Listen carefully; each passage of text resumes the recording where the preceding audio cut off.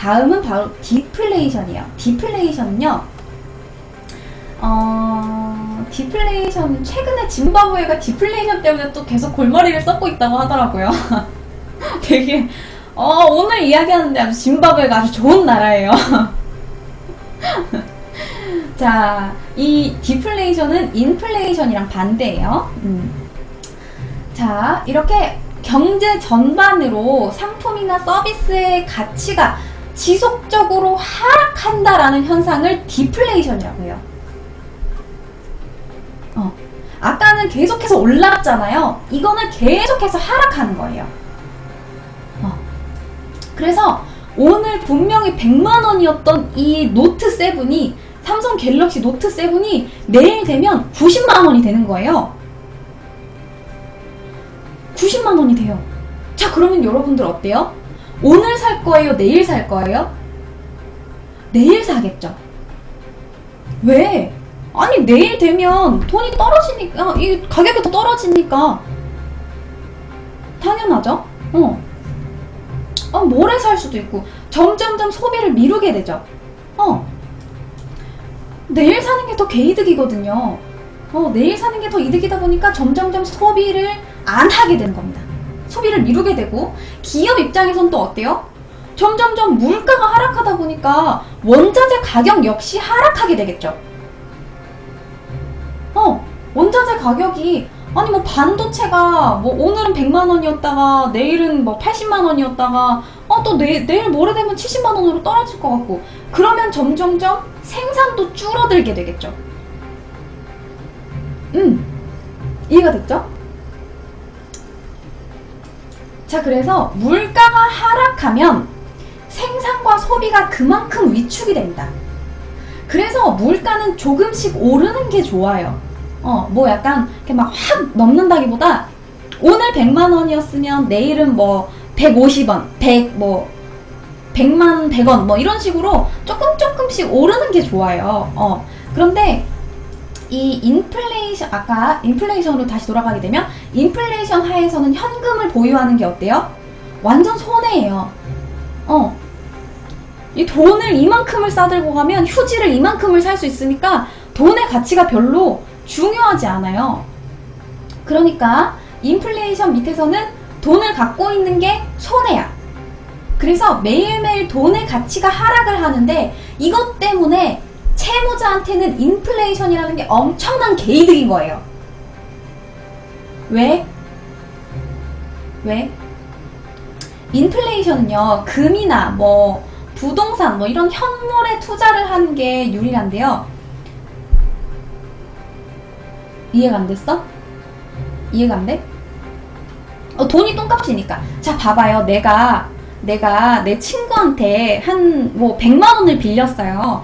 100만원을 빌렸는데 점점점 하이퍼 인플레이션이 오면서 이게 돈의 가치가 뚝뚝뚝 떨어지는 거예요. 내가 분명 100만원으로 뭘 하려고 했냐면, 100만원으로 나는 이 마이크를 사려고 했어요. 그런데 하이퍼 인플레이션이 오면 100만원 가지고는 이 가위밖에 못 사요. 그러면 나는 똑같이 100만원을 빌려줬는데, 나한테는 완전, 나 돈 빌려준 사람한테는 완전 그냥, 이게 뭐야? 이게 뭐, 난 분명히 100만원 빌려줬는데 왜 이 1000원을 돌려받은 것 같은 이 기분은 뭐지? 하게 되는 거죠. 이해됐죠? 그렇죠. 그래서 잘 들어봐봐. 우리나라 인플레이션, 디플레이션 조금 이따가 이야기해 줄게요. 자, 그래서 채권자한테는 이 디플레이션이 이득이 됩니다. 채무자, 채권자 헷갈려 하면 안 돼요. 채무에 대한 권리, 받을 권리를 가지고 있는 사람이 채권자예요. 즉 돈을 빌려준 사람이 되겠죠? 자, 그리고 채무자는 돈을 갚을 의무가 있는 사람입니다. 돈을 빌린 사람이 되겠죠. 채무자, 채권자 헷갈리면 안 돼요. 자, 그래서 인플레이션 때는 채무자한테 이득이고요. 자, 그리고 디플레이션 때는 채권자한테 이득입니다. 무슨 말인지 알겠죠? 왜 디플레이션 때 그러면 채권자한테 이득일까요? 디플레이션은 앞서 말했듯이 그냥 들으면 소비자한테 굉장히 좋은 거예요. 왜? 점점 가격이 떨어지니까. 점점 가격이 떨어지는데 당연히 소비자한테는 좋은 거 아니겠습니까? 물가 떨어지면 살림에는 여유가 생기고 기름값이 떨어지고 통신비가 떨어지고 완전 좋은 거 아니에요? 그죠? 돈만 있으면 모든 걸 누릴 수 있다는 이야기예요. 자, 그러니까 돈의 가치는 쭉쭉쭉쭉쭉 오르게 됩니다. 왜? 돈만 있으면 되니까. 돈의 가치가 쭉쭉쭉쭉쭉쭉쭉쭉쭉쭉쭉쭉 올라요. 자, 그런데 사실상 디플레이션이라는 건 아까 이야기했던 인플레이션보다 훨씬 더 위험하다라는 이야기가 있어요. 예전에 과거의 대공황이 디플레이션 때문에 생긴 거기 때문이에요. 디플레이션은 돈의 가치가 올라가고 돈이 귀해지면 사람들은 점점 돈을 쓰는 거에 인색해지게 됩니다. 왜냐하면 내일 가격이 더 떨어질 거니까. 내일 가격이 더 떨어질 거니까 돈이 더 중요하니까 돈을 좀 더 갖고 있어야 돼. 돈을 안 써. 그럼 아까 이야기했듯이 공장에서는 또 안 팔리니까 안 만들게 되죠. 원자재 값이 또 떨어지게 되니까 나중에 만들지 뭐. 이렇게 되는 겁니다. 그리고 부동산을 샀어. 부동산을 샀는데 내가 정말 열심히 모아서 이 아파트를 2억에 샀어요. 그런데 2억에 샀는데 내일 되니까 이 부동산이 1억 9천만 원이 돼 있어. 그럼 나는 1,000만 원 손해본 거죠. 나만 손해예요. 기업 역시 당장 오늘 만들어야 될 이유도 없고 만들어봤자 사람들은 소비하지 않으니까 우리한테는 재고만 쌓이게 되고 완전 안 좋죠. 그러면 점점 소비가 줄어들고 생산이 줄어들죠. 전반적인 가격의 하락이 오게 됩니다. 가격 하락이 오면 소비가 위축이 되고 소비가 위축이 되면 또 생산이 위축이 되고 생산이 위축이 되면 회사 입장에선 어때요?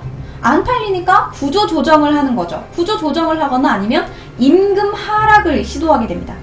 임금 하락을 시도하면 어때요? 실업자가 늘어나겠죠? 사람을 자르니까 실업자는 늘어나고 그 실업자는 또 역시 누구예요? 소비자겠죠. 소비자가 또 이제 돈이 없게 되고 돈이 없으면 또 소비를 안 하게 되고 소비를 안 하면 또 회사에서는 적자가 나고 또 생산을 안 하고 계속 이게 도는 겁니다. 악순환이 계속 되는 거예요. 이거예요. 디플레이션 악순환의 덫. 자, 물가는 하락합니다. 물가 하락하면서 이제 뭐 현금의 흐름과 기업의 이익이 나오죠. 자, 그런데 해고와 신규 채용을 중단해요. 생산이 중단이 됩니다. 그러면 또 실업이 늘어나게 되죠. 해고가 되니까 실업이 늘어나죠. 실업이 늘어나면 또 공급이 과잉되고 사람들은 사지 않아요. 계속 악순환이에요. 계속 악순환. 그렇게 해서 미국의 대공황이 올 수도 있는 거예요. 자, 그리고 또 걱정이 되는 건 또 뭐가 있냐면요. 우리나라 디플레이션이에요. 또 걱정이 되는 건 뭐가 있냐면 디플레이션이 아까 채권자한테는 되게 좋은 거라고 했잖아요. 이게 계속되면 스태그플레이션이 와요. 이거는 오늘 이야기를 다 못할 것 같아서. 자, 그러면 미국이 지금 대공황이 와요. 아니, 지금 대공황이 오는 옛날 이야기하는 옛날에 미국의 대공황 이야기하는 거예요. 지금 아니에요. 지금 아닙니다. 최근에는 2008년에 미국의 대공황이 한번 왔었죠. 대공황이라고 하기보다는 뭐 일단 공황 정도? 아무튼 네, 이거는 뭐 여러 가지 뭐가 많아요. 뭐 서브프라임 모기지가 있고 아무튼 뭐 되게 많아서 지금 이야기할 수는 없어요. 자, 그래서 채권자한테 디플레이션은 개이득이에요. 그렇죠? 이해했죠? 예. 자, 그러면 아까 내가 인플레이션 같은 경우에는 100만 원으로 내가 마이크를 샀는데 인플레이션이 와서 돈의 가치가 떨어지면 나는 100만 원 가지고 가위 하나를 살 수 있었어요. 그러면 채무자는 개이득인데 채권자는 손해예요. 자, 그런데 역으로 생각을 해봅시다. 역으로 생각을 하면 디플레이션이에요. 내가 오늘 이 1,000원만큼의 가위값을 갚지 않으면 이 사람은 1,000원으로 마이크를 살 수가 있는 거예요. 그 말은 무슨 말이에요? 똑같은 돈을 빌렸으나 갚는 돈은 돈의 가치가 훨씬 더 올라가 있다는 이야기예요. 갚아야 될 돈의 가치가 점점점 올라가는 거예요. 이것 때문에 채무 압박이 너무 심하잖아요. 채무 압박이 심하니까 이 채무자들은 급하게, 아니 내일 되면 또 이 화폐 가치가 더 상승할 거고 내일 모레 되면 또 화폐 가치가 더 많이 상승할 거고, 그러다 보니까 급하게 이 돈을 갚으려고 노력합니다. 자, 그렇게 되면 소유한 자산, 재고 이런 것들을 막 팔아가지고 돈을 마련해서 돈을 빨리 갚으려고 하겠죠. 빚이 없는 게 더 편하니까. 자, 그래서 빠르게 처분을 하기 시작합니다. 자, 그런데 처분을 하면 어때요? 처분을 하면 가격 상승은 점점, 이 상품의 가격은 점점 하락해요. 점점 하락하죠. 자, 그리고 갚지 못한 나머지 채무 금액은 또 점점점 늘어나게 되는 거예요. 그래서 이런 채무를 청산하려는 군중심리 때문에 쏠림 현상이 엄청나게 많이 일어납니다. 막 이 현상이 이 물건을 파는 거에 사람들이 훅 몰린다는 이야기예요. 내가 아파트를 팔아가지고 이 빚을 갚으려고 했어. 그러면 다른 사람들도 빚을 갚아야 돼. 내가 뭐가 있지? 아파트가 있어. 그래, 아파트를 팔자 하면서 순식간에 부동산에 아파트 매물이 늘어나는 거예요. 그러면 아파트 매물이 늘어나니까 아파트 가격은 뚝 떨어지게 되겠죠. 그러면 나는 2억을 가지고 이 빚을 다 갚으려고 했는데 부동산 가격이 뚝뚝뚝 떨어지면서 1억 5천만 원에 팔았어요. 그럼 나는 빚이 5천만 원이 아직 남아있는 거야. 그러면 이 채무자한테는 5천만 원이 엄청나게 큰 거란 말이에요.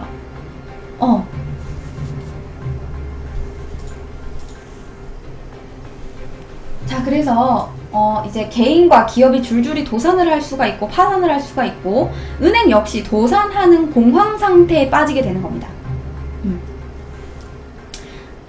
쉽게 말하면 이런 거예요. 물론 이제 현실에서와의 뭐 이런 이론과 이 갭이 어느 정도 간극이 있을 건데, 그거는 이제 지금 이야기하면 너무 복잡해지니까 여러분들 이해 편하라고 이렇게 이야기하는 겁니다. 자, 그래서 이것 때문에 디플레이션에 대한 걱정 때문에, 디플레이션이 계속되면, 아니 아까 하이퍼 인플레이션 같은 경우에는 그래, 우리가 물가 상승률이 엄청나게 올랐어, 화폐 가치가 떨어졌어, 그러면 우리는 뭘 할 수 있어요? 화폐 개혁을 시도를 할 수가 있겠죠.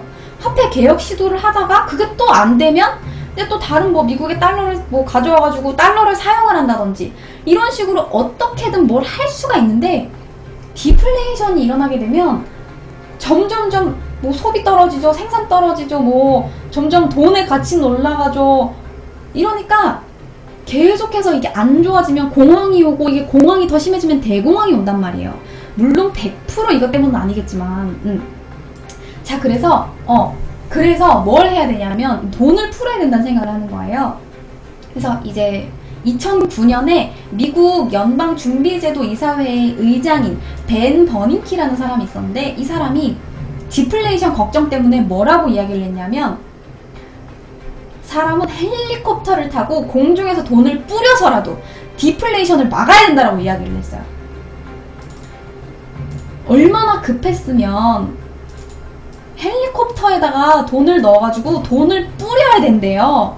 그러니까 돈을 뿌려서라도 이 시중의 통화량을 늘려서 디플레이션을 막아야 된다는 이야기예요. 무슨 말인지 알겠죠? 오이의 죽죽이, 그래요, 맞아요. 그만큼 절박하다라는 이야기예요. 그래서 이 사람이 이제 헬리콥터의 벤이라는 별명을 얻게 된 거예요. 그 정도로 심했단 이야기예요. 디플레이션이 오기 시작하면 되게 안 좋아지는 게 아까 봤듯이 악순환이 계속 반복이 된단 말이야. 어디서 하나 국가에서 나서서 끊어주거나 하지 않는 이상은 계속 반복이 돼요. 그래서 디플레이션이 굉장히 이제 타개하기가 어려운 거죠.